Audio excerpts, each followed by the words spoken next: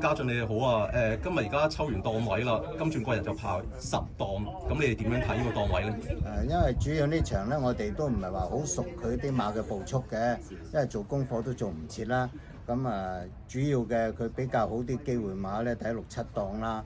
咁我哋排10檔，咁我哋都要攞個正常嘅出閘嘅程式去做噶啦，都係希望盡量可以擺前少少，而跟住啲前速馬走啦。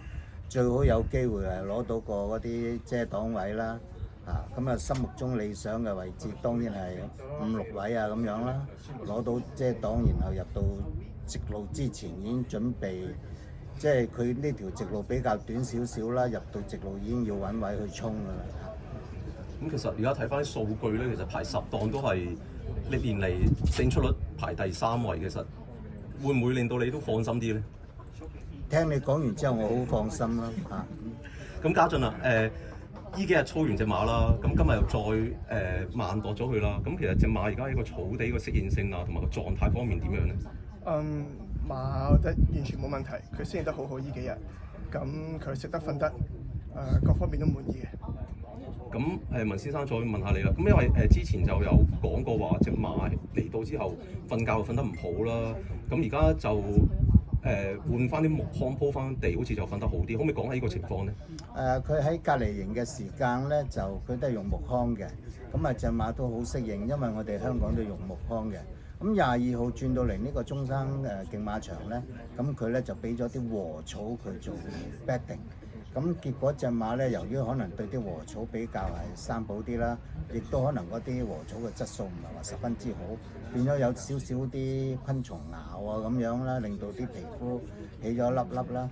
咁我哋就星期3啦，24號就已經係同嗰度嘅獸醫係傾啦，即係你一定要諗辦法，或者當事人過埋嚟睇過，咁證實佢真係個皮膚有啲問題。咁加上我啲員工匯報俾我知，由23號到24號嗰晚成晚佢都冇瞓低，因為我呢隻馬通常佢都好中意瞓覺，好自我吸發嘅體力嘅。咁由於若果你唔同我換呢個木糠俾我用翻隻馬瞓覺嘅，咁若果佢22號企到28號去跑馬，咁佢會付出好多體力㗎。咁結果係多方面周旋之下咧，咁佢哋終於肯同我哋換翻木糠俾佢。咁之前佢同我哋隻馬去磅咧就1172磅，一換完之後咧，一晚一隻馬本身已經 recover 翻20磅上去，變咗1192磅，所以對我哋嚟講係好大幫助啦嚇。因為其實而家佢喺香港跑就差唔多接近1200磅，即係而家要聽你講翻就1190幾磅，其實都個狀態已經都同香港差唔多相若㗎咯喎。個體重差唔多啦，真係爭幾磅，即係其實好微啦。如果你話幾10磅就相差好遠啦嚇。咁家長又想問翻你啦，因為其實聽日你就 book 咗啲馬期嘅，咁係咪可以順手就適應下個草地狀況咧？